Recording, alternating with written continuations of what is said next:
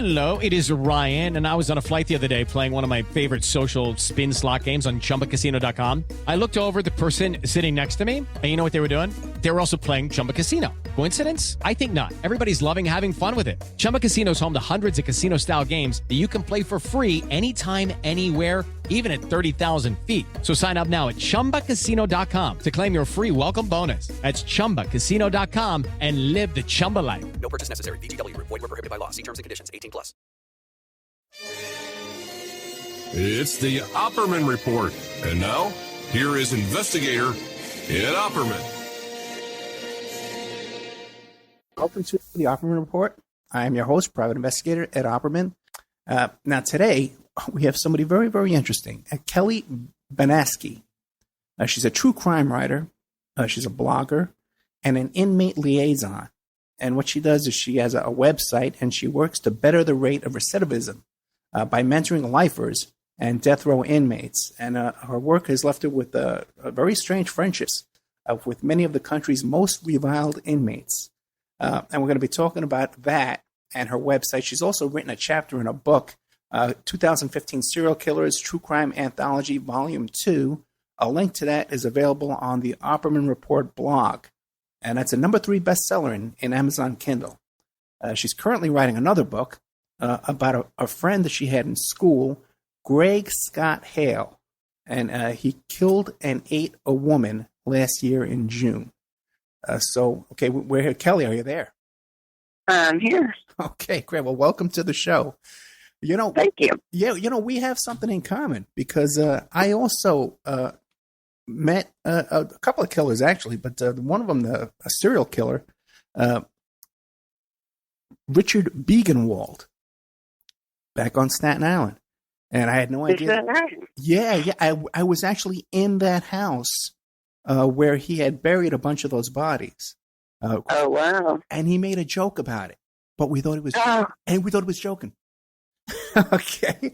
Right? Tell us about Greg Scott Hale.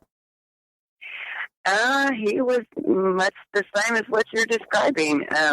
Everyone that knew him, no one really believed it. We all thought it was just his personality. We just thought it was a persona that he put on for the rest of us.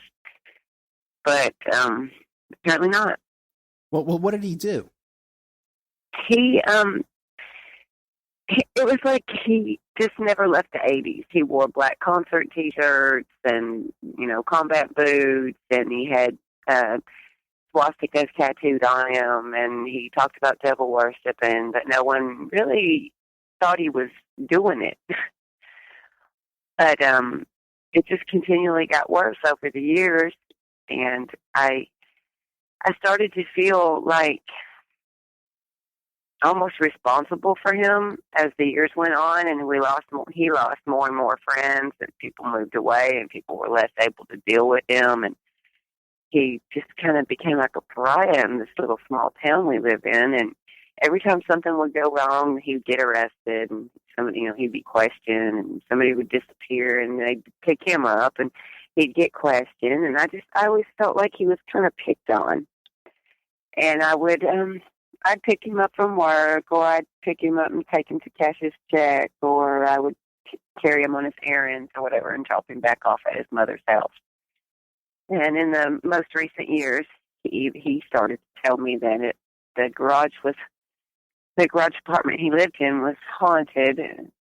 Well, not so much haunted, but visited by evil spirits. And we would be in there talking, and he would just cast a gaze over my shoulder and nod, or his eyes would become transfixed, and he would just sort of lose himself, and I would say, "Come back to me, Scott. Let's go. Where are we at, Scott?" And he'd say, "Oh, he's back. He's here." He also had a kind of an alter ego that he called That Is Mortis. I don't know where he came up with that name at, but he even had a Facebook page for it.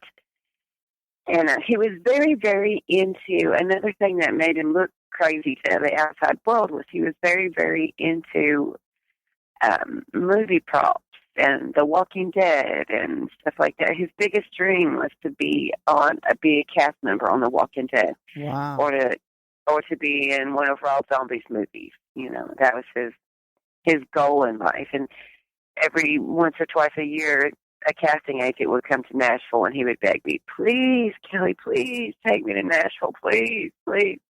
And he got attention when I would take him. He never did get a role, but I believe he would have eventually. But he did. He always got attention. He had that. He looked crazy.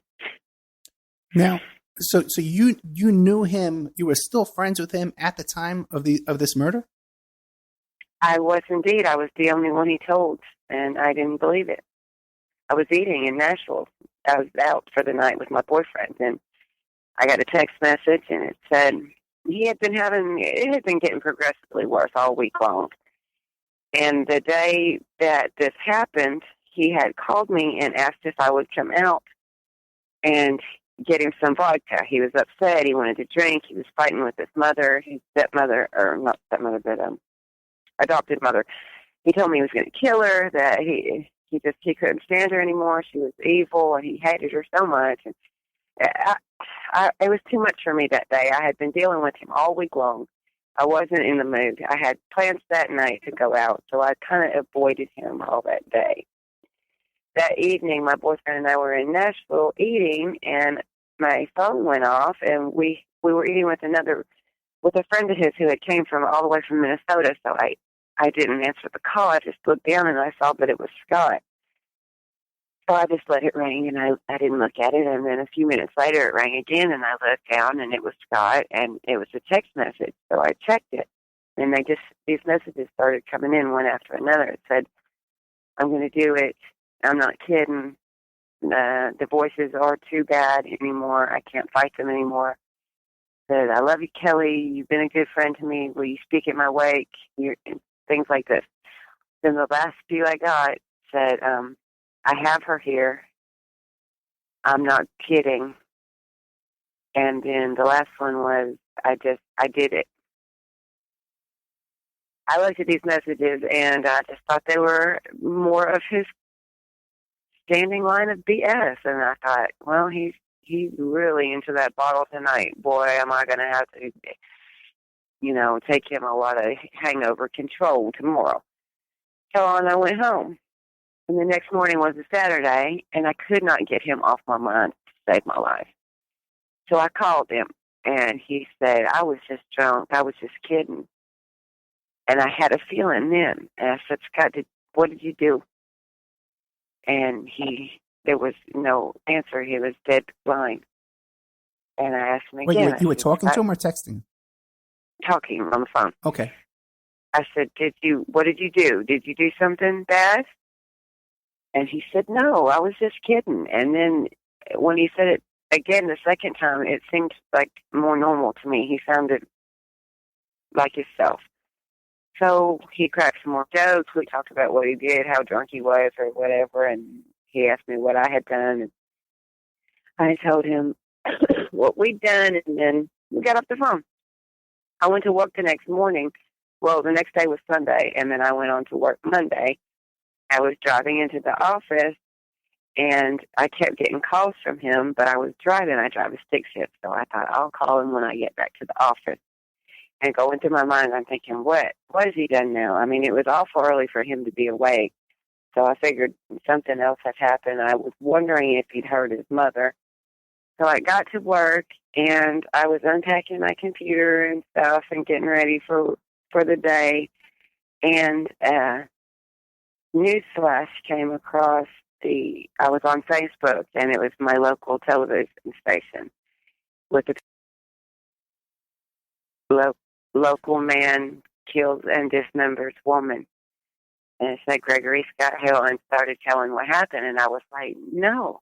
I mean, he'd called me literally an hour before that. So I called his house. There was no answer. I felt like I just couldn't believe it. I couldn't believe it.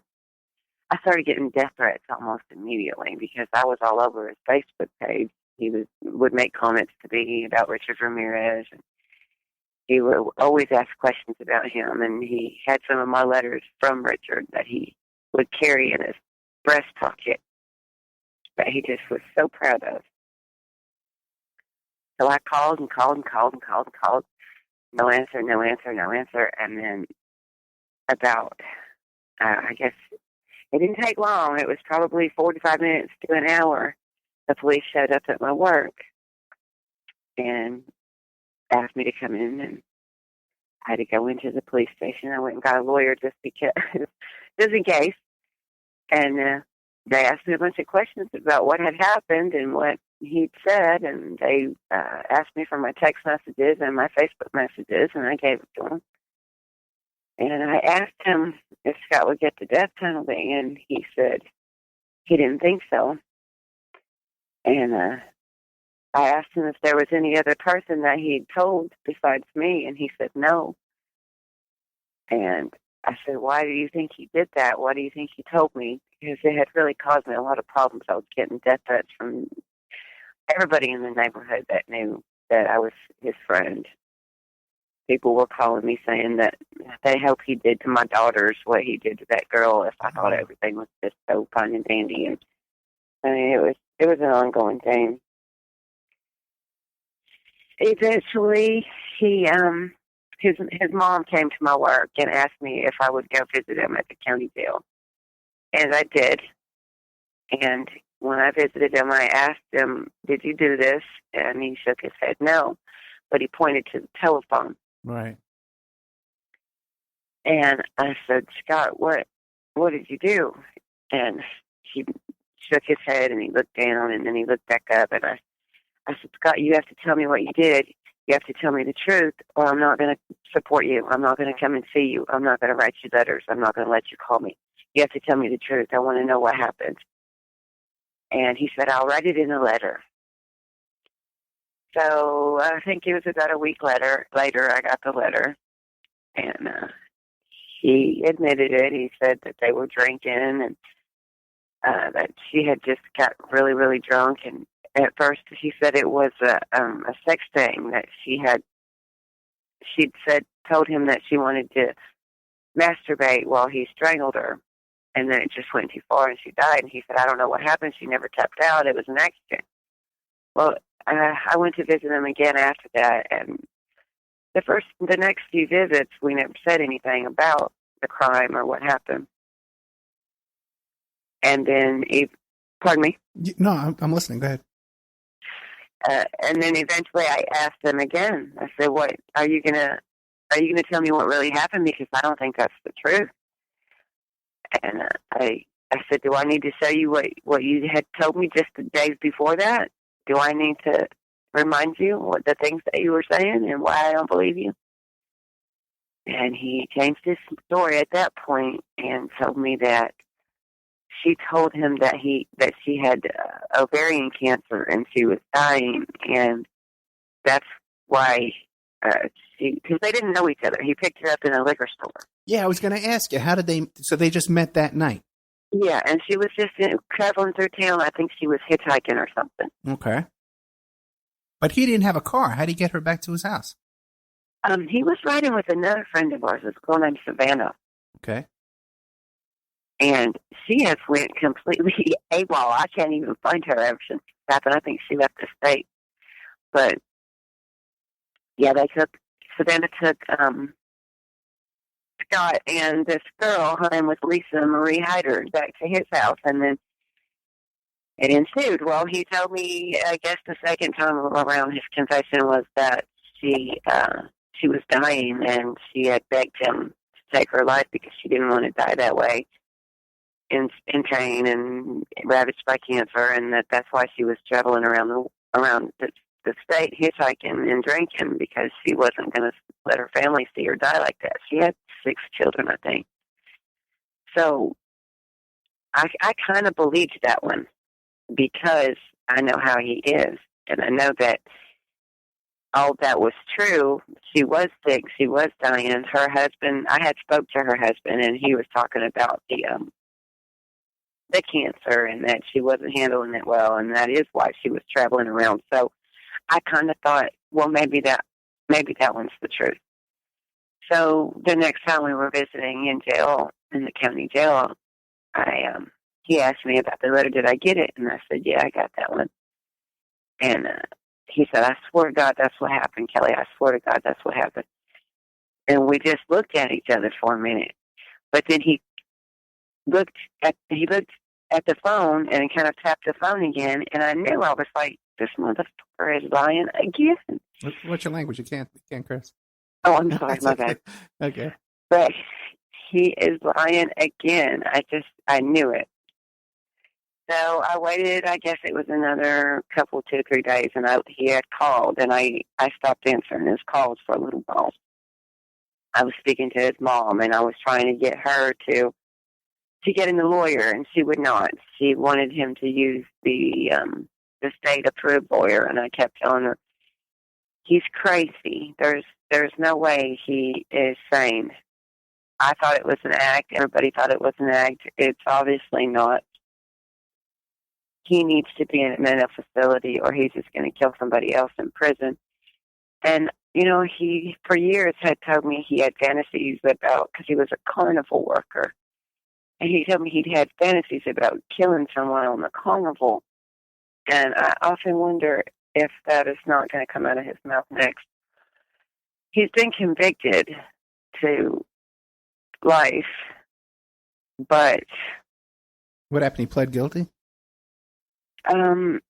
He pled guilty. He did.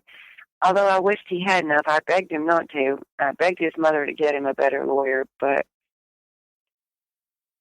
that's what happened. He pled guilty, and he was given a life sentence without the possibility of parole, and he's in Nashville now. But the last time I spoke to him, he said that he had gotten an appeals lawyer who told him that his original trial lawyers were so terrible and should have brought up so many things, because he was clinically diagnosed with several mental illnesses along the course of his life. And there's just a variety of things he thinks he can get an appeal for. But so after that happened, well, as soon as he was sentenced, I lost track of him. I didn't see him for a couple weeks because he was en route here and there. And I got a big package in the mail from him, and I thought, what is this? So, it was just unusual because I knew he didn't have anything. And I opened it, and it was his case files with all of the photos in it, of the woman's head in the bucket and her feet in the bucket, and the place where he burnt up some of her body parts and tried to bury some, and et cetera. And it just floored me. And the next time he called, I was like, why did you do that? Why did you give me this? Why me? And why me? Why did you tell me? Why am I the only one you told? And why am I the one that has to have this stuff? And he said that he hopes that I will write a book one day about it. So I gave that some thought, and as much as I struggled with this, I know there's got to be other people that have dealt with this. And I just wonder if other people struggled with it like I did, because I felt so much guilt for that girl. And, over and over and over in my mind, I kept thinking, what if I would have took him seriously just that one time? What if Laura would have believed it? Well, let me ask you this. How long were you friends with him? Childhood friends? We met in my very early 20s, and Okay. He was in his teens. I think he was 17, and I was 22. Okay. Something like that. And you kind of felt sorry for him. Pardon me? The friendship began because you felt sorry for him? No, in the beginning, we were all so young. There was a big crowd of us, and it was, he was just part of the crowd. But then as years progressed, he never changed. Everybody grew up and got married and had babies and got jobs and moved away and, changed. Nobody really walked around throwing metal horns and headbanging. He was the only one that stayed that way.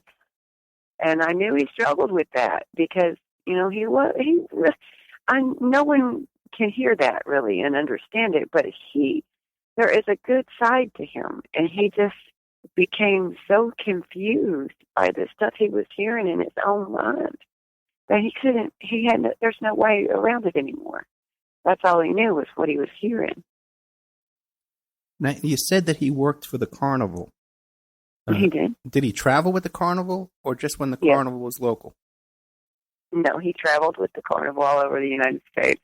Oh, boy. That was one of our biggest fights. I would worry about him so much. He would come in and he would spend the season at home, and then it would be time to go back to the carnival, and I would beg him, please don't do that. He's got a son named Odin, and I would be like, why don't you stay home and raise Odin? It's not your parents' responsibility, Scott. One of these days you're going to have to raise your own kid. One of these days you're going to have to grow up like everybody else. And he would say, no, I'm not. He refused. He would not grow up. He was going to live in his parents' garage for the rest of his life, and that suited him just fine. Okay, I was going to ask you that, too. Now, he never had his own place. He lived in his parents' garage, and he didn't have a car either because he had to rely on rides, right? Right. Did he have a kitchen in that garage? A kitchen? No. He it was connected to his parents' house, and he would go. His parents worked during the day, and then he would go in the house during the day, and then when they would come home at night, he would go out to the garage and stay out there. Gotcha. He had it fixed up like a horror movie set. There were costumes and masks, and he really prided himself on his masks. He could make some really scary stuff. If he wasn't working for the carnival, when he would be home, he would work for, there are several like haunted trails around here. Right around fall time they start up, and they run through like December.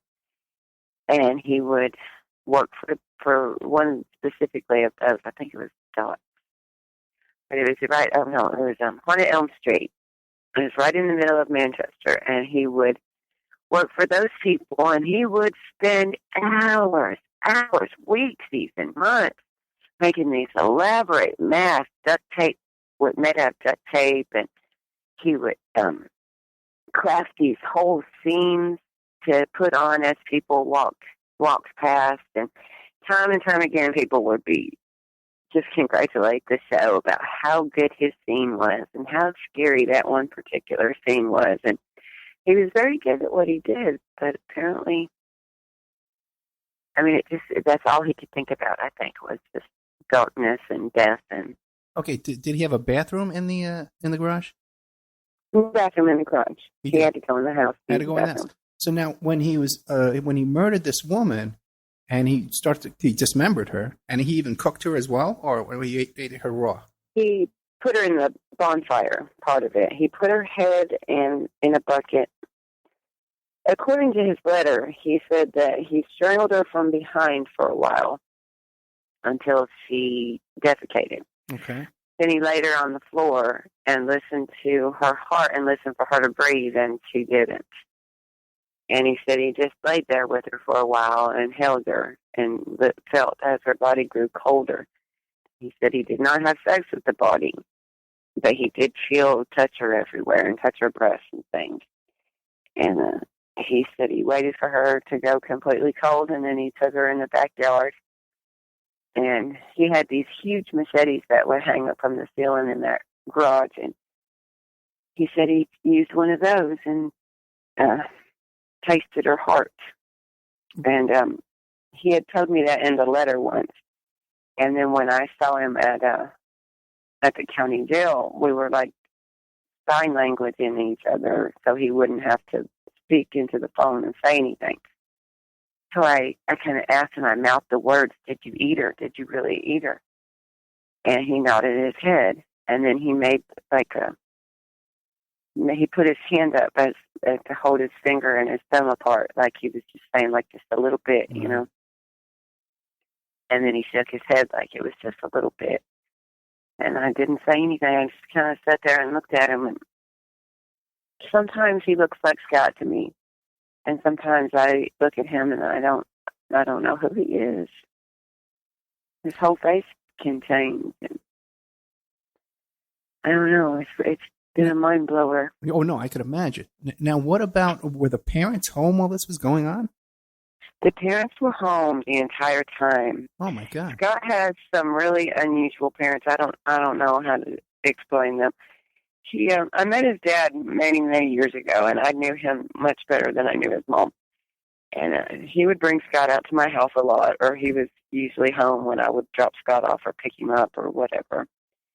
And I always thought he kind of didn't like me a little bit because I was sort of like the enabler. I would pick him up and take him to get his beer or whatever. But to me, it just kept him quiet and kept him from, raising so much hell. I felt like I was kind of doing them a favor. I don't know if he felt that way or not, but I know I kept him from having to drive him around a lot. And he said that, and then his mother did eventually tell me later that Scott had brought her in the house, and she was talking to Scott's mom and dad, and Scott's mom did say she was so drunk she could barely stand up. She really couldn't even talk right, and his parents were having a hard time understanding what she was saying. So, and that's what his son said too, Odin. So, I guess he went back outside, and this was off in the middle of the day when he got her. I mean, he hooked up with her like maybe 2 or 3 o'clock or something like that. And then the time that he texted me and told me he'd killed her, when he said, "I just did it," I'm not kidding, it was about 9 p.m. Okay, so the parents are pretty much there the whole time. They were there the whole time, yeah. Now, they've been questioned by the police. What's going on with that? Nothing? Nothing. Oh, my God. They said they didn't realize what he was out there doing. And what about neighbors? How close are they? They're really good people. They're upstanding in the community, and everybody just kind of felt sorry for them because Scott's adopted, and it was just kind of like, dang, you kind of didn't do well on that deal. Now, what about the neighbors? How close are the neighbors? That's actually how he got caught. Okay. And see, I asked him about that not too long ago because I didn't know why I was the only one he told. To me, it was almost like a punishment. I was like, why me? Why me? So in the course of researching for this book, I was talking to one of the investigating officers, and I said, why am I the only one that got these text messages? He said, I don't know, Kelly, maybe you were, the only one he trusted. So I was taking pictures of the yard and the pit and all that stuff, and he said,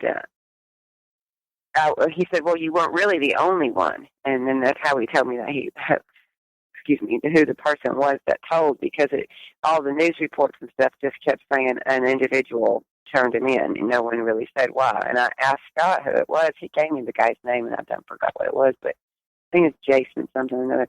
But he said he was his neighbor, and I said, how to have fun anytime, anywhere. Step 1, go to ChumbaCasino.com. ChumbaCasino.com. Got it. Step 2, collect your welcome bonus. Come to Papa welcome bonus. Step 3, play hundreds of casino-style games for free. That's a lot of games, all for free? Step 4, unleash your excitement. Woohoo! Chumba Casino has been delivering thrills for over a decade. So claim your free welcome bonus now and live the Chumba life. Visit ChumbaCasino.com. No purchase necessary. VGW Group. Void where prohibited by law. 21 plus. Terms and conditions apply. Why did you do that? Why did you tell him? And he said, Kelly, he used to come over and drink beer with me all the time at the fire pit. And he said he's always talking crazy crap like that, like that he would kill somebody if he got the chance, and what he would do to this woman and that woman. And he said, I just thought he would go along with it. So we called him up and asked him if he would come over, and told him he killed a woman last night and he needed help burying the burn pit. And the neighbor said he got a crazy feeling that this time it was true. And he said he looked out the window and could see Scott out there tooling around in the backyard, and he just felt like this time it's true. So he called the police, and the police came out, and they said they thought it was a joke. They were like, yeah, right, there's a woman's dead body out here. I mean, keep in mind, we live in a very rural community. We're just a teeny tiny little town. Yeah, what's the population? Probably, gosh, I really don't know, maybe 10,000. Okay. But that, it's kind of like New York in a way, because we have sort of like what you'd call little boroughs that are around the town, which makes it bigger, but the town itself is even smaller than that, I would say. Okay. And Scott lived in one of those. He lived in Summitville, which was right outside Manchester. Okay, this would be a good time to take a commercial break. It's going to be about 3 minutes. We'll be back with more of Kelly Baneski. This is an incredible firsthand story of this man, Gregory Scott Hale, who was an odd character for sure, and pretty much a lifelong friend from 17 years old with our guest. And then abducted a woman, murdered her, and cannibalized her, dismembered her. So we'll be right back after these messages with more of the Opperman Report. It's the Opperman Report. And now, here is investigator Ed Opperman. Okay, welcome back to the Opperman Report. I'm your host, private investigator Ed Opperman, and we're here today with Kelly Baneski. She runs the website called The Woman Condemned. And she's telling us this fascinating story about this Gregory Hale Scott. Is that it? Gregory Hale Scott? No, Gregory Scott Hale. Gregory Scott Hale, yes. Yeah. We called him Scotty. Right. Now, I can relate, to you're telling a very personal story, and I can hear the emotion coming from. So I try not to get upset, but sometimes it gets to me, yeah. I appreciate that. Okay. Now, a couple of things with Gregory Scott Hale. Now, you knew him a long time from when he was 17 years old. Did he ever show any other signs of, killing animals, small animals, setting fires, bedwetting, aggressiveness? Yeah. Well, of course. I mean, I can't say. Part of the reason I think I was so unbelieving that he would really do this was because I never saw any of that stuff. I mean, I assumed that he did it because, there were so many rumors, especially back when we were younger. There was rumors of him and his little group of guys that he ran with that had killed some cats and just various other weird stuff whenever we were kids. But as we grew older, I never saw any of that. I just assumed it was rumors and BS.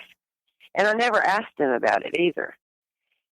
When Scott and I first met, the first night we met, we were immediate enemies right after that.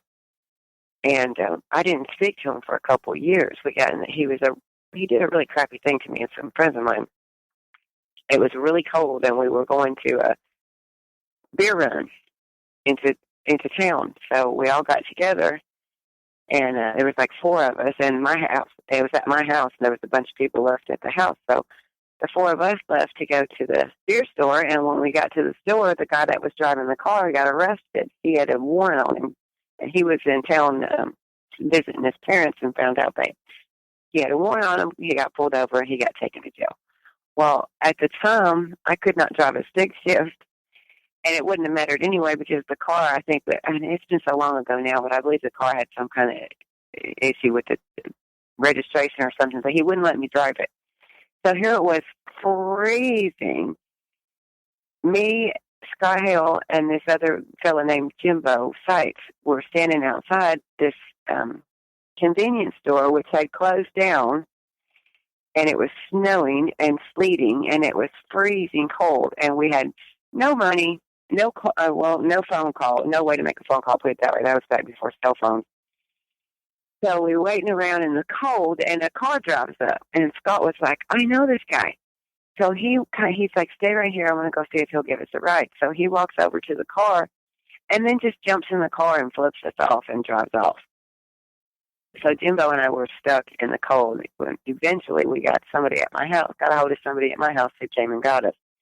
But after that, I was livid. I did not speak to that kid for probably 5 years.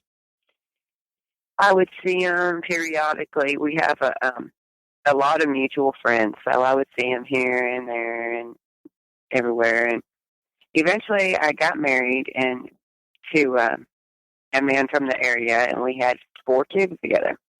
Well, we were living in way, way, way out in the country where there was only like maybe 3 houses out there on that street. And the lady that I lived next door to took Scott in. I think this was actually in 2001, now that I think about it. And she was a heavy drinker, and I think she's actually in prison for crystal meth now that I think about it. I don't know where she's at now, but I believe she's in prison too. But he moved in with her. And she was notorious in the area. She's a gigantic woman, like 300 pounds at least, and nobody really messed with her. But she was notorious in the area for cooking dope. So when I found all this out and then found out Scott was living next door, and here I was with 4 little kids next door to all this mess, I thought, oh, this just won't do, something's going to have to give. So, I don't know, it's probably about 2 weeks after that, I was considering calling the landlord. I wasn't sure what I was going to do. Well, I was out checking the mail one day, and Scott walked down to the mailbox where I was. And he asked me if I remembered him. I said, well, of course I remember you, jerk. We talked for a little while and then kind of became more friends. He was like, well, I've grown up a lot. That was really crappy. I shouldn't have done that. And then he was talking about the trouble he was having. And then he had to move in with Connie, that lady, and he didn't have anywhere to go. And he was without money and without a job. But he did have a car at that time. So I believe actually this is how he lost his license. I was hanging clothes on the wash line, and he was outside talking to me, and she came home. And I guess apparently he'd stolen a bunch of her drugs while she was gone. They got in a great big argument, and she knocked him out. He jumped in his car and took off down the road and ran over like a culvert and jumped it and hit a light pole and knocked himself out. Well, then all kind of police came, and he was taken to jail, and then I didn't see him again for a couple of years. And I was going through a divorce. My husband had left. I didn't even know where he was. He was MIA, gone, shut the gap completely. And a cousin of mine had moved in the house with me and the kids to help with bills and stuff. So he was living with me, and he knew Scott. So a girlfriend of mine, Leanne Weiser, who we've all known forever, she's just a regular person around here that we've all been friends with, and she pulled up in my driveway one day, I guess it was 2011, and she had Scott with her on that day, and he came in the house, and we started to talk, and he said, oh, you still don't like me? And I kind of laughed, and, he had grown a little older, but in some ways, it kind of was endearing to me that he still wore those concert T-shirts and combat boots. And, he's bald on the top, but he's growing all this long hair.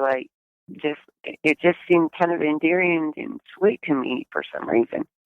And from about that time until the day he did this, we were pretty much daily companions. And at some point, we would talk, or I would see him.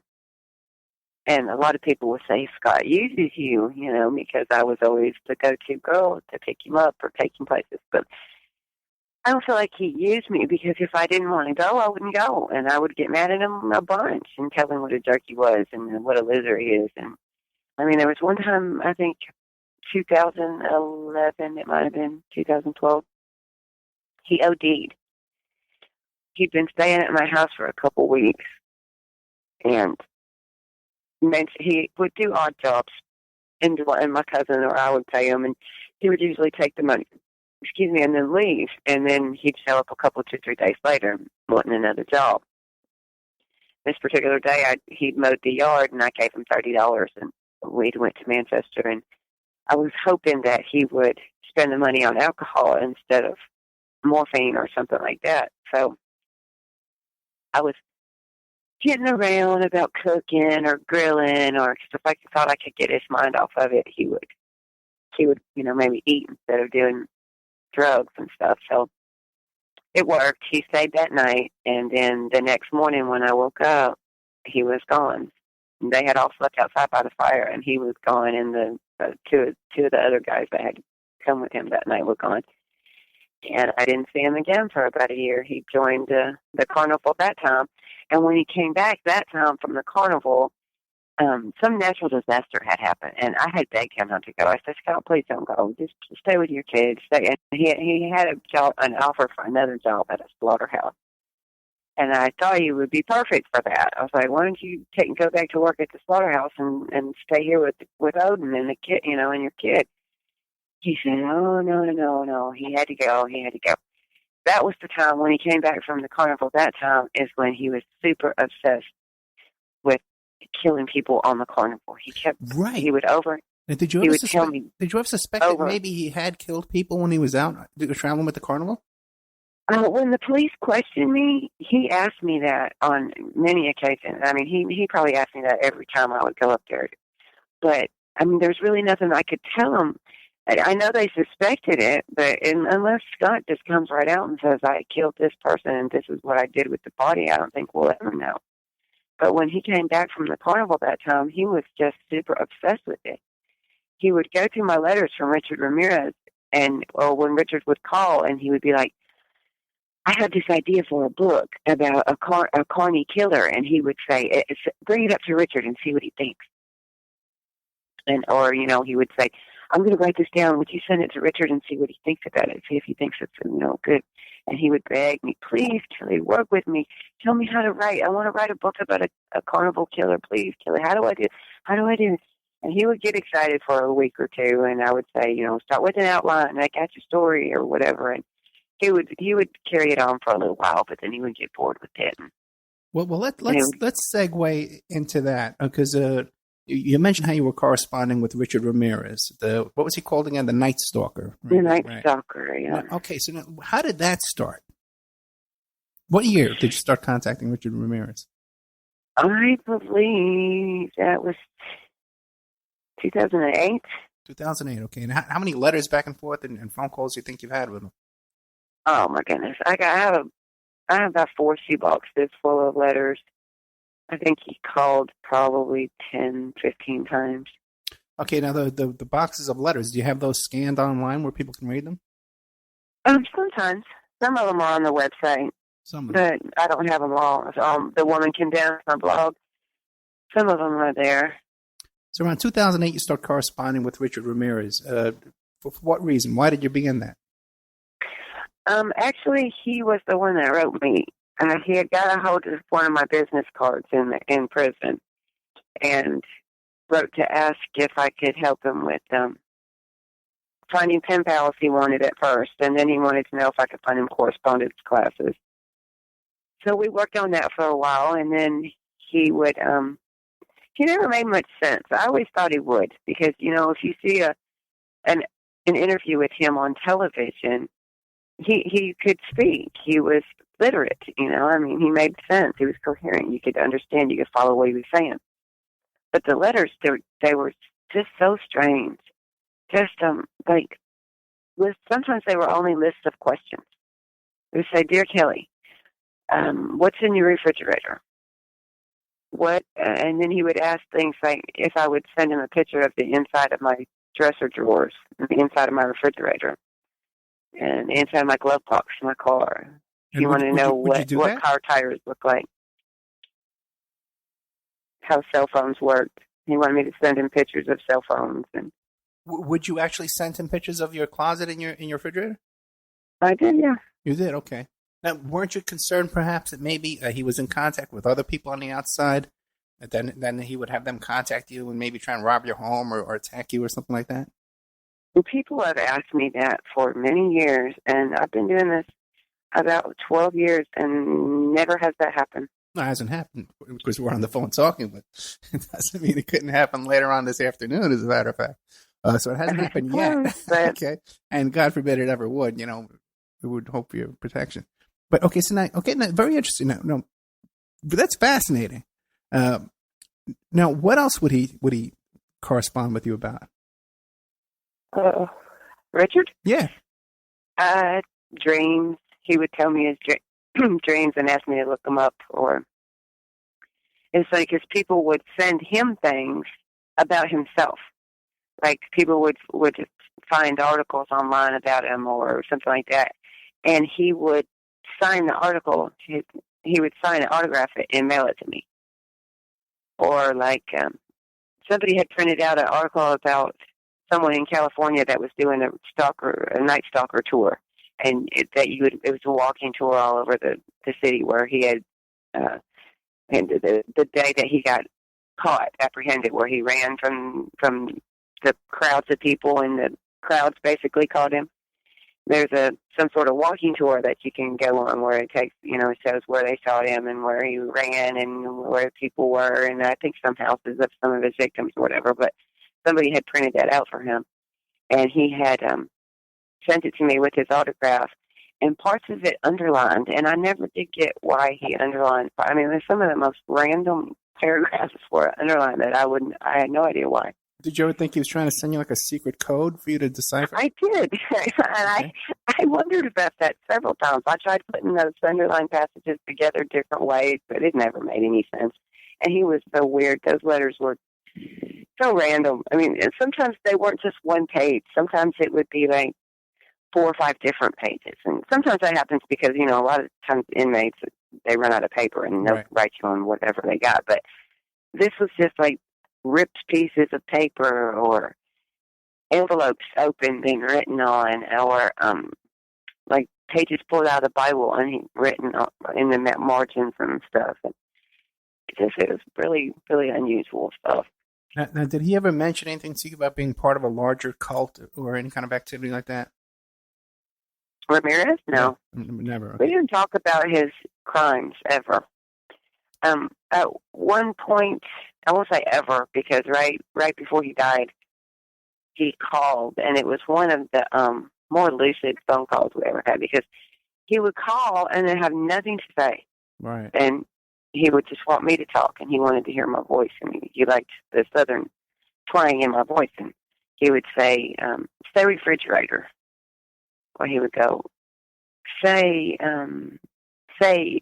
y'all.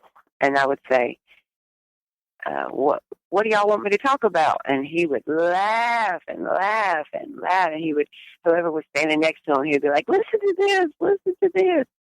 Laugh at me. And he'd call me Ellie Mae. Okay. No, but no, it's not inexpensive to take these prisoner phone calls. How do you manage to fund all that? Sometimes it depends on what prison they're in. Sometimes they have their own account, and their money is their money. They spend it, if they want to call me with their money, then they can't. But other prisons, I have to set up an account and keep money in my own account for people to call me. But I don't do a whole lot of phone calls for not really any other reason other than I live so far out in the country, and reception is not always worth the time that these guys will put into trying to get to the phone call. Now, so I don't. Do you have any get a lot of calls? Specific when you're trying to hunt down someone in prison?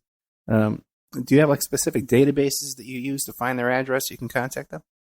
I do. Okay. Most of the people that I write to, their family usually will find me and say, I'm not really sure how people find me, because my business cards are only circulated in prison to lifers. So, I'm not sure how, just, I guess, stuff like this and various places like guest blogs or done interviews and stuff. And sometimes people will send me an email, and I get upset. I wish I could help everybody, but people will get a hold of me and say, my sister's in prison. She gets out in 2020 or whatever. She needs this and this. And I will turn those people down. I don't have very many resources. A lot of people don't think what I'm doing is the way to do it. But, if you don't try something, you're not trying nothing. So I feel like, if these guys are going to spend the rest of their life in prison, wouldn't it be better if they were teaching people how not to come back instead of, every bad thing they ever knew? And a lot of the lifers agree with me. They like to, they say, well, they like the fact that people are not coming back, even though it's painful for them because they're losing friends, and, but it makes them feel good to know that they put somebody on the right track instead of the wrong track. Okay. And if they're feeling good in there, maybe everybody else will. See, the reason I brought that up is I've interviewed a lot of people in prison as well. But usually like the attorney or the client's family will have some information, what prison they're in and stuff like that. But now that I'm doing a radio show and there's people I'd like to contact in prison to correspond with, what database do you use or website do you use to locate these prisoners? I use whatever, like that state's Yeah, Department okay. of Corrections website. Most of them will have an inmate locator, or there's a Federal Bureau of Prison inmate locator. You can use that one. There's a lot of pen pal inmate sites. Those are incredibly handy. You never know who's going to be on those things. Yeah. Oh, But yeah, each state has a Bureau of Prisons. You know who's looking for pen pals? Are you familiar with the Mensker? I forget his first name, but he was involved in the murder of Roy Radin. They call him the second Charles Manson. Mm-hmm. Are you familiar with him? No. Okay, all right. Now back to Ramirez. Now he was a Satanist. Yes. Okay, did he ever discuss that with you? Yes. Okay, what did he say? Well, the one time we did talk about his crimes was right not long before he died. And it was kind of more of a roundabout question because he was, I don't know, he never told me he was sick. I didn't know that. That was something he did not share with me. But I did notice in his last few letters and those last phone calls that he was kind of melancholy, you know? I mean, and I'm thinking, I don't know, to me, he never seemed sad. He just was very monotone all the time. And I guess you would be after a lifetime in prison, but those last few calls, he was asking me unusual questions. And the one day he said, if there's anything you ever wanted to ask me, I would ask it now. Mm. And I said, would I have been one of your victims? Would I have met, because we had been talking about Bundy and how Ted Bundy killed the same type of woman all the time. And I said, well, if I get to ask anything I want, I said, are you going to answer it? And he said, yeah, I will. I'll answer anything you ask me. And I said, would I fit the profile? Would you have killed me if you'd seen me? And he didn't. He said nothing for a long time. And I said, Richard, that's no fair. No fair, no fair. You said ask, and you would tell me. And he said, well, I'm thinking. He said, that's a hard question to answer because he was doing it for different reasons. You know, each person was a different reason. He said on the news, they'll tell you it was all for one reason, but he said each thing it was for something else. Each murder was for something else. And I said, do you mean robbing and stealing? Were you stealing their money? And he said no. But he didn't go any further. And I said, do you mean the devil worshiping, the Satanism? And he said, yeah. He said, you got it. That's the words he used. And that was all. That was all we said about it. So do you think he meant that the murders were to get different kinds of powers or different ways to please Satan? I do. I think it was, some sort of ritualistic deal, yeah. But you don't think he was directed or guided by a larger group? That's crossed my mind, and I've considered that because of some of the things I've read about, his crimes and things that happened. But I never asked him, and he never mentioned anything like that. Although once he did tell me that people try to talk to him in prison, Satanists, and he said he wouldn't engage with any of them. Why not? He's a sole practitioner. Oh, really? Okay. Well, listen. Got to give him credit for having his standards. Oh my God. Okay. Now, what about back to Ramirez again? I don't want to move on because we're running out of time. Can you stay a little bit longer? Give me like another half hour after the hour break. Come on, you're having fun, right? Yeah, I could probably do a little longer. Okay, good. Thank you. I'd like to have you back too in the future, Sure. Especially after your book is published. Trust me, you'll sell a lot of books in this show. I'm looking for an agent, so that's what I need for the Scott book. Okay, I know a lot of people.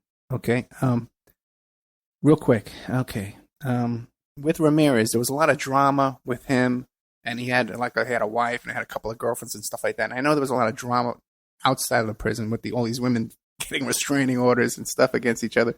Did you did you get it drawn up in any of that drama? You know what? Not with him, but I have had a taste of that insanity, but it was not with Richard. I asked him once about his wife, and he said that he was divorced and had been for quite some time. I asked him if he was involved with anybody, and he said no. that he didn't have a girlfriend and didn't see a point in it. Yeah. Okay. All right. So now another case I'd like to ask you about would be your situation with Drew Peterson. Okay. But before we get into that, do you have any other ones that you think are really interesting that you'd like to get into before Drew Peterson? I don't know. That's hard to say because what I find interesting about these people is not what everybody else finds interesting. So, I mean, well, maybe the guy Josh Wade from Alaska, he's the one that I had so much trouble with women because he's very handsome and he's accused of murder of 2 different women, which he robbed in Alaska. Well, I was... Wait, did they make a movie about that story? No, he wasn't the big serial killer in Alaska. Okay.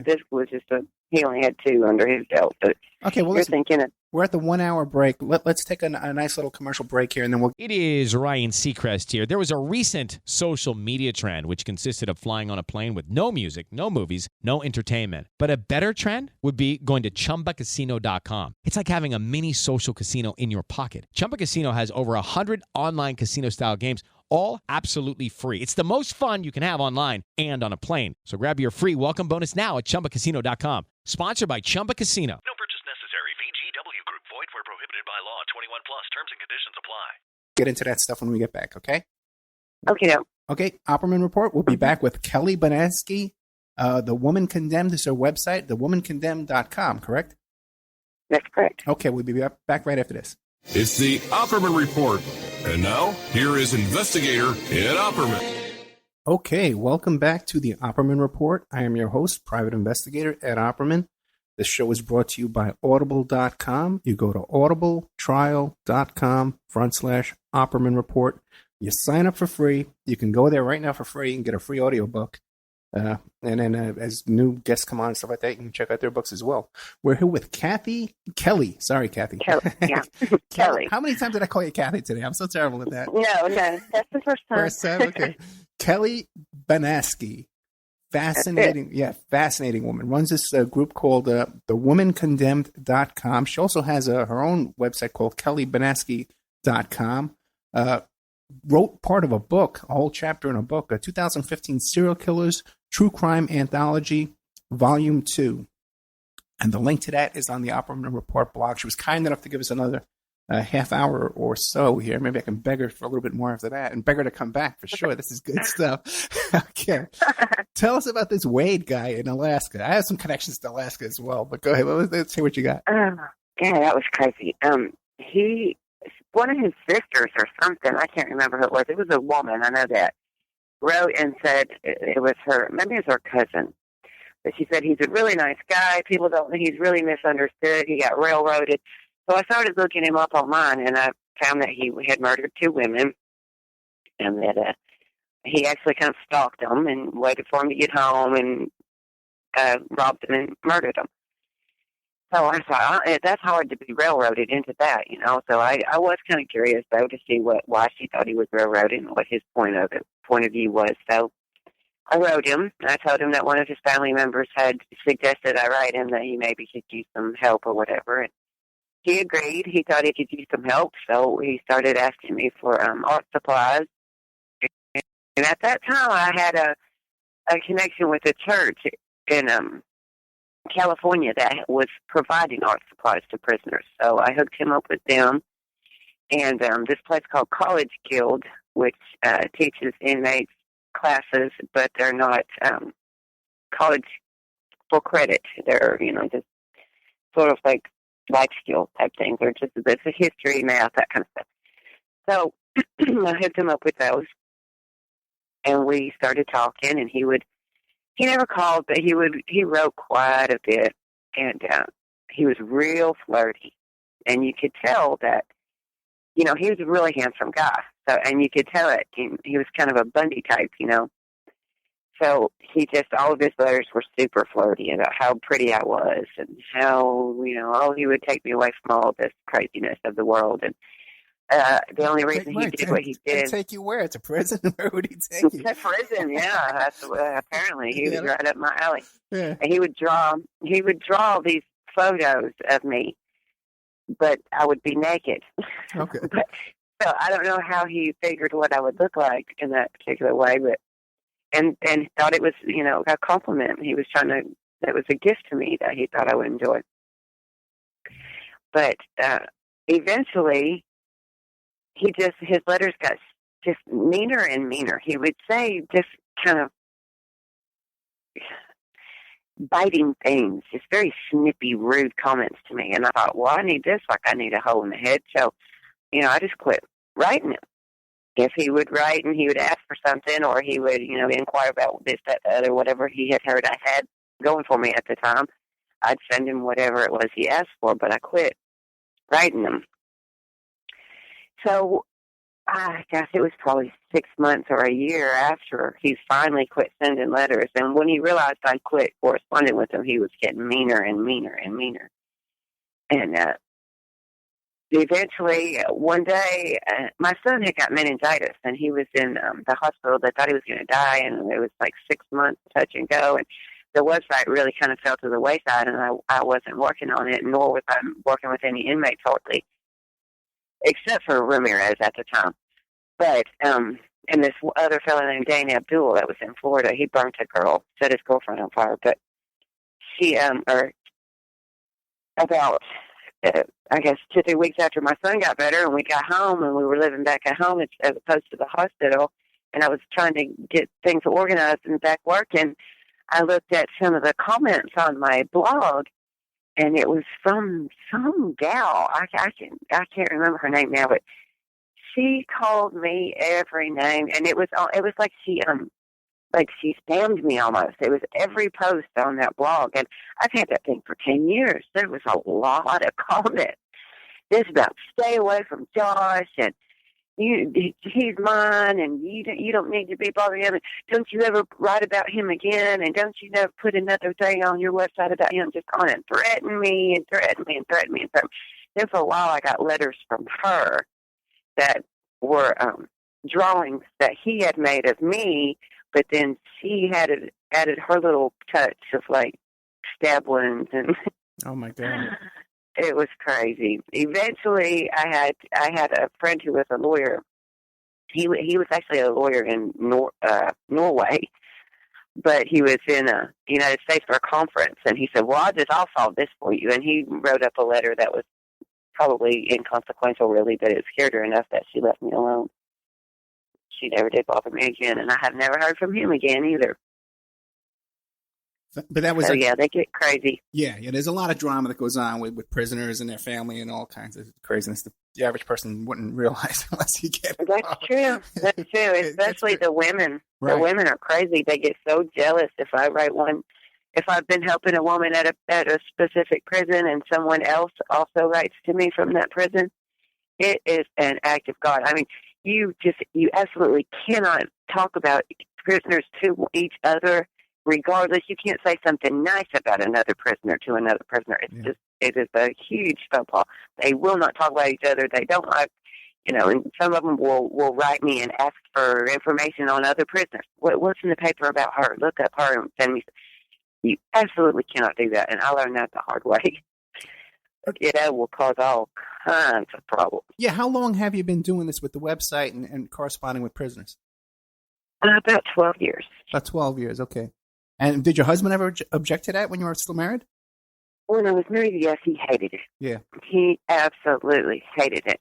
He hated the inmate mail coming to the house because he was like, what is the postman thinking about us? And I was like, I don't care what the postman thinks. I don't care.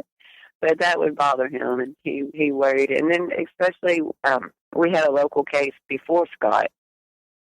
There was a soldier named Matthew Perkins, and he had recruited my son into the Army. Okay. Well, a few years after he had come back from active duty, he killed his girlfriend and her 2 small sons about just 3 blocks from my house, I guess. And he had been the one that recruited my son into the Army, and they had spent a lot of time together. So I began corresponding with him, mostly because I felt so bad for that guy. I knew he had just lost it. He had too many tours of duty. He'd been just seen his whole platoon killed. He was a hero, and he just lost his mind. It was just too much. It was PTSD. So, but he got 3 life sentences. But I supported him tooth and nail. It was so emotional for me because my son was involved in an obscure way. But I caught a lot of help for that too. Locally, the people would put dead cats in my mailbox. Really? Yeah, it got bad. I got spit on, and I mean, it was that was a pretty scary situation right there. I had to stop letting people know anything about Matthew Perkins. And I thought that had died down, but when this stuff with Scott hit the fan, there's a Facebook page that has to do with my town. It's called Manchester Confessions, and people go on there and put anonymous BS. And it's like, if it wasn't for me, that page would not be in existence, because all it is, I mean, for a while it was, oh, she's going to go to jail. She had something to do with it. I hope they arrest her right along with Scott. And look at her. She's all over his Facebook page. And look at her. She's got Richard Ramirez letters. And, oh, right. She's the one. She's the one that supports Matthew Perkins. Now, do you think maybe it might have been Scott who was putting those dead cats, though? Maybe he was jealous because he's out. No, you don't think so? Because he's a suspect right away. No? Okay. All right, okay. No, he would have wrapped it up and put a bow on it, probably. I don't know. Okay. Oh, boy. Okay, now, when we first met, and you and I met on, Drew Peterson. Now, how did that come about? He was another one that a family member wrote and asked if I would write to him, and she told me absolutely never mentioned her name though, but she's related to him, and she said that she doesn't really know. In her words, she said, just to be completely honest, I don't know if he's guilty or not guilty. She said, I love him. He's been good to me throughout, my life, and if there's anything you can do for him, please do. He's a cop, so he's he doesn't have much going for him in there. He's scared, and I thought, okay. And I really wasn't familiar with his case, if you can believe that. It's from another part of the country, and I usually work with women, and I just wasn't super up to date on it. So I shot him off a letter without really realizing what was what. And the first letter I sent inmates is a printout. It just tells who I am and what I do and about the website. And, if they want to talk to me, it gives my address. So I sent that, and a couple weeks later, I got a letter back from him, and he was charming and just very flirtatious. And I thought right away, I mean, you could tell his MO from the get-go. So he found out I was going through a divorce. We talked about divorcing, and he talked about his previous divorces and how hard it was to get through it. And I just found that hilarious. I was getting divorce help from Drew Peterson. But, right, yeah. I can imagine what his advice was. Yeah. Say what? I could imagine what his advice was. Oh, yeah. Well, he was just telling me how beautiful I was, and just move on and, put it behind me, and it's hard, but stay strong, and just et cetera, the average stuff. But he wanted pen pals. He wasn't interested in any art supplies or stationery or anything like that. And I guess he has quite a support system. So, yeah. And, I don't really talk with any inmates that don't need me. If they have a huge family support system or whatever, I don't waste my time. They don't need me. So I guess it was probably 2 years worth of writing back and forth. He was very diligent, and so I would try to stay up to date with his letters, and they were always pretty long, and he'd tell me about his day and the people he was counseling in there, and he was trying to start a foundation inside the prison. And I can't remember what his specific goal was, but it was some sort of mentoring thing for younger guys in there in the prison system. And he was asking me for different things I could look up. He asked for things from AA about how to run a mentoring thing in the prison. So we were conversing back and forth on different stuff, and then I can't remember the timeline of this one, but I want to say it was 2013.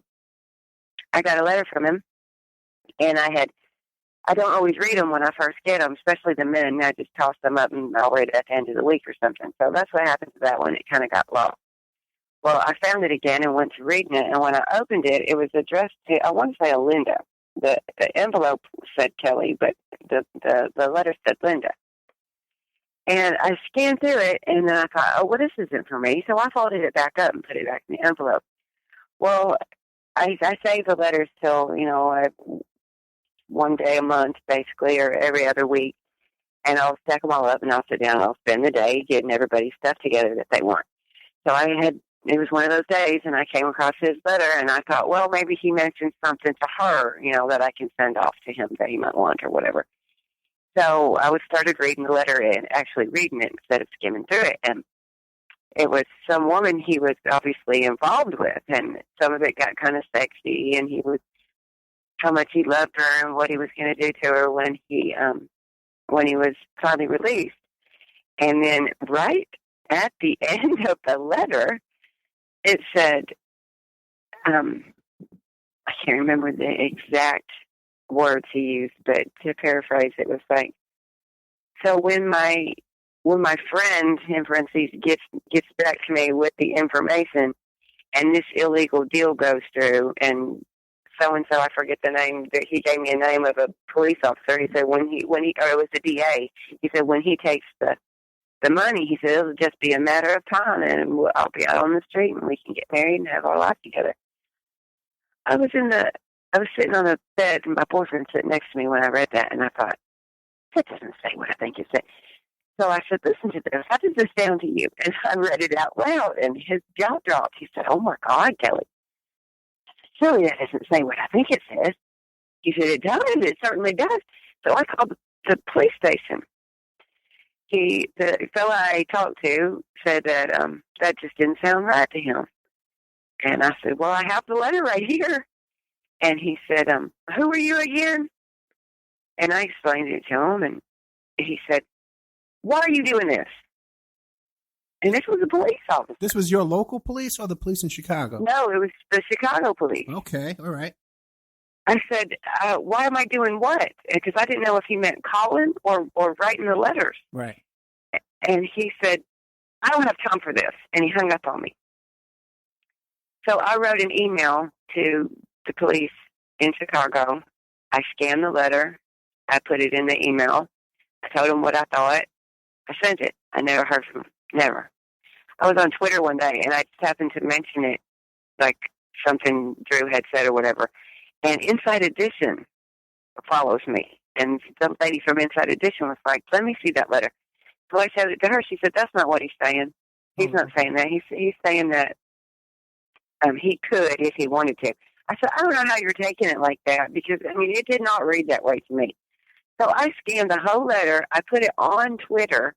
People were left and right. I scanned the letter, but the photo showed only that one paragraph where he had said what he'd said. People left and right were going, oh, my God, this is crazy. Well, you need to call the police. You shouldn't have this on Twitter. And I was like, folks, I tried calling the police. Nobody believes me. I'm putting it on Twitter. Hopefully, maybe then somebody will believe me. Nothing was ever done about it. And then it was just a couple months after that. No. It was probably a year after that. I heard on the news that he had been caught in some sting operation trying to bribe somebody else. No. And I was like, wait, you mean the current thing going on right now where he's charged with hiring hitmen to kill that prosecutor? Yeah. Okay, but still, no one no one there in Chicago has asked no one's asked for this letter? Nope. And I have blasted it, dude. I've had it all over. I put it everywhere I could put it. Nobody cared. Well, that's interesting. One thing that I found that works, and because people should realize that when you call the cops, the cops, this is very common for someone who's trying to get help from the cops, that they just ignore you, they hang up on you, and all this kind of stuff. Especially if it's in another state. But if you send it to them, certified mail, FedEx, where they have to sign for it, and you send it to the DA's office, or you send it to the public defender's office, you send it to a lot of places in Chicago. You could send this to a state attorney general's office. And I'm telling you, with a little cover letter, I'm sure you'd get some interest doing that. But that's very interesting. I'd love to see a copy of that letter myself. If I can find it, I've moved since then. A lot of my old letters are in storage, but I need to get those out anyway.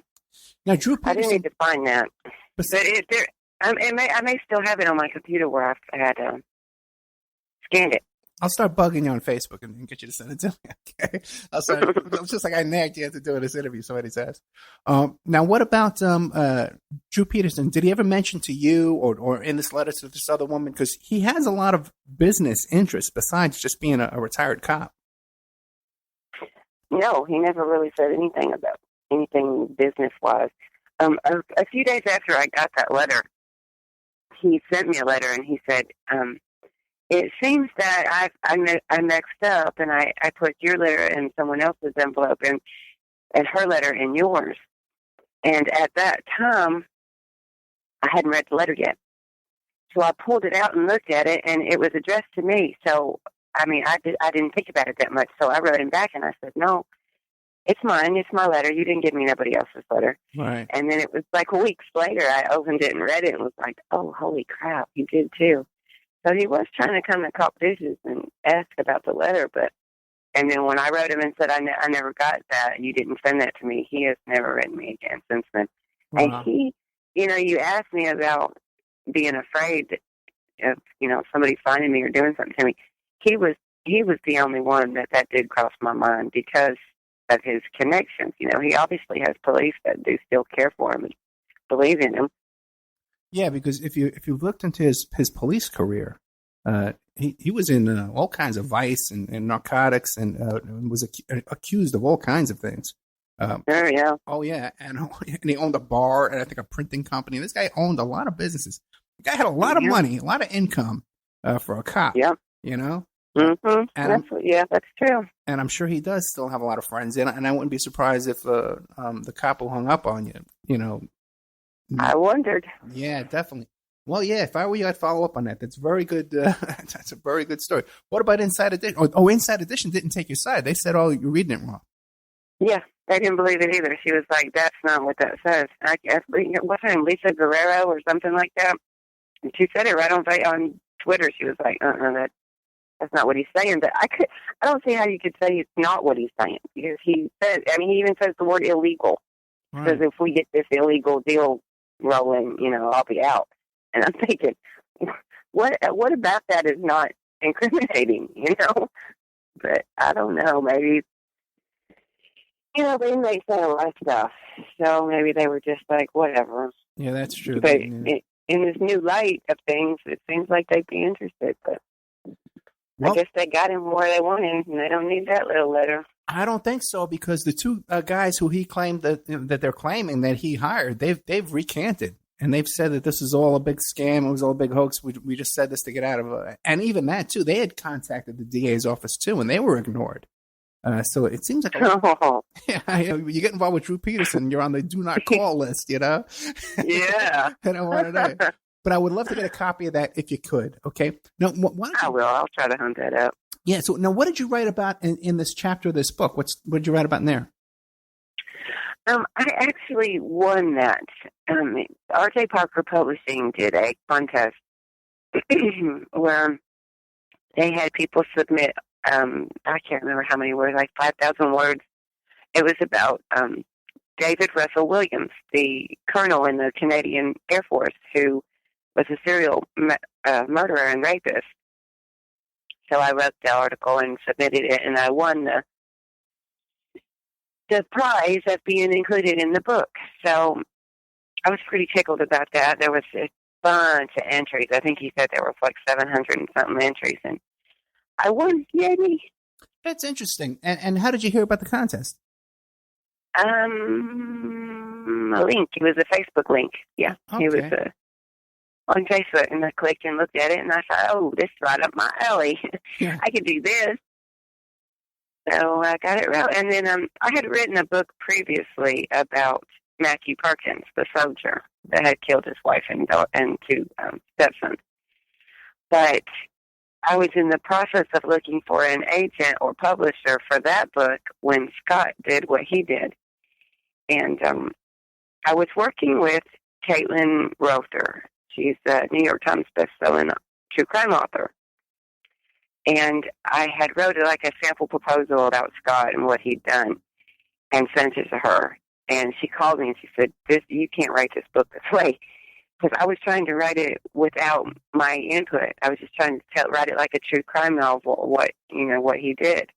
And she said, I was just too involved, and there's no way I could tell the story without involving myself because I'm involved in it with the text messages and all that whatnot. So I rewrote it, and I'm in the middle of proposal now, and I'm hoping that I can find an agent because she's willing to work with me on it if we can find a publisher that will, work with her.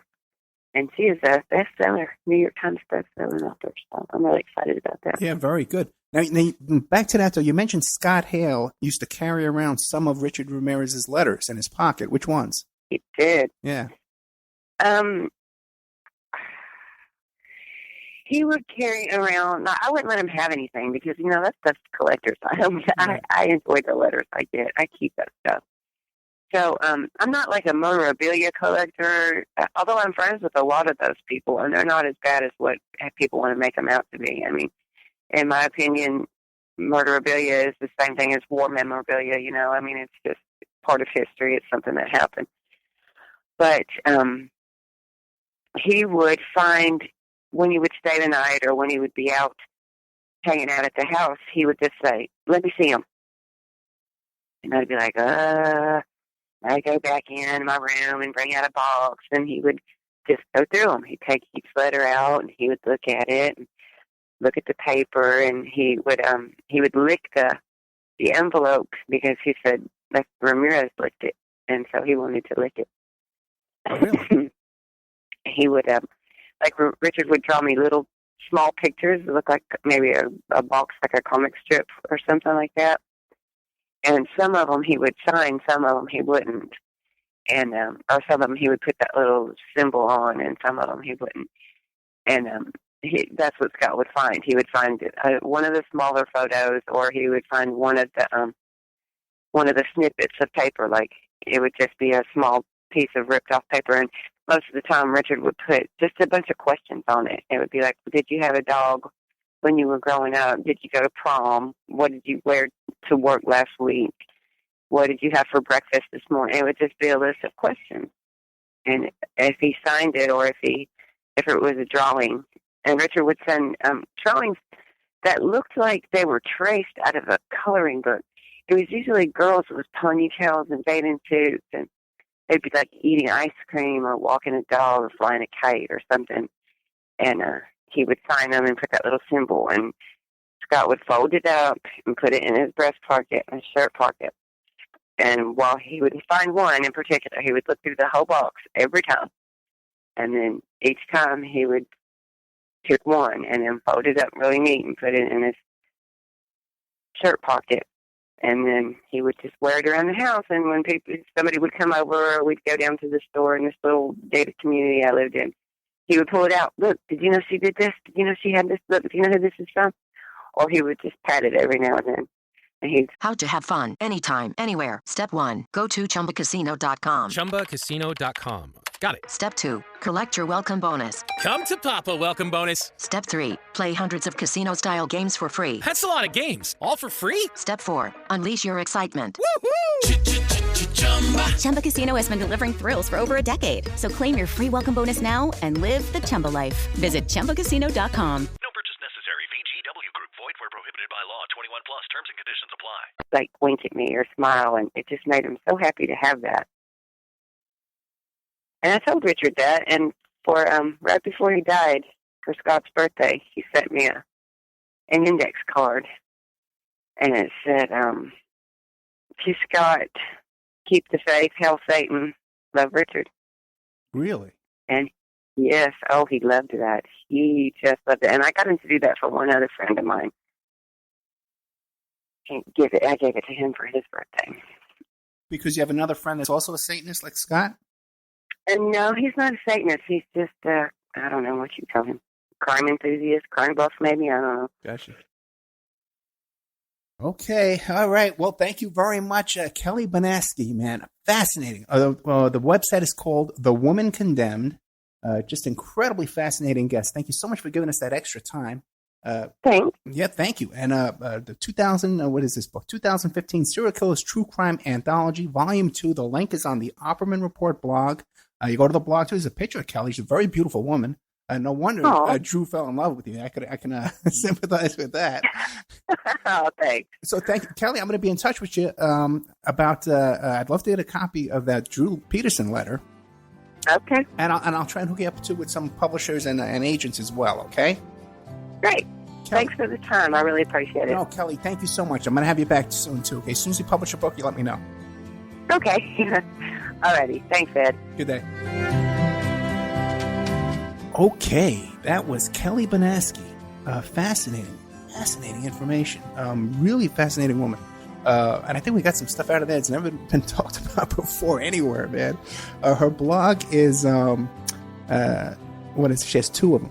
Her website. One is thewomancondemned.com and the other is kellybaneski.com. So check that out.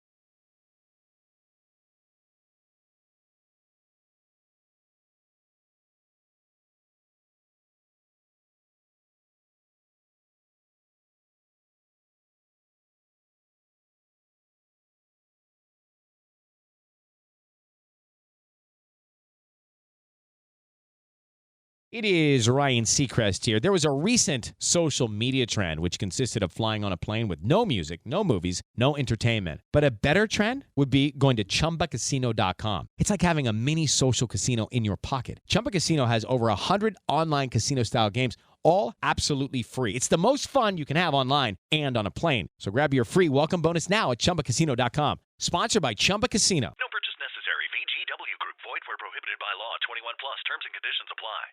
Hey, it's Ryan Seacrest. Life comes at you fast, which is why it's important to find some time to relax. A little you time. Enter Chumba Casino. With no download required, you can jump on anytime, anywhere for the chance to redeem some serious prizes. So treat yourself with Chumba Casino and play over 100 online casino-style games, all for free. Go to ChumbaCasino.com to collect your free welcome bonus. Sponsored by Chumba Casino. No purchase necessary. VGW Group. Void where prohibited by law. 21 plus. Terms and conditions apply. Ryan Seacrest here. When you have a busy schedule, it's important to maximize your downtime. One of the best ways to do that is by going to ChumbaCasino.com. Chumba Casino has all your favorite social casino games like spin slots, bingo, and solitaire that you can play for free for a chance to redeem some serious prizes. So hop on to ChumbaCasino.com now and live the Chumba life. Sponsored by Chumba Casino. No purchase necessary. VGW Group. Void where prohibited by law. 21 plus. Terms and conditions apply.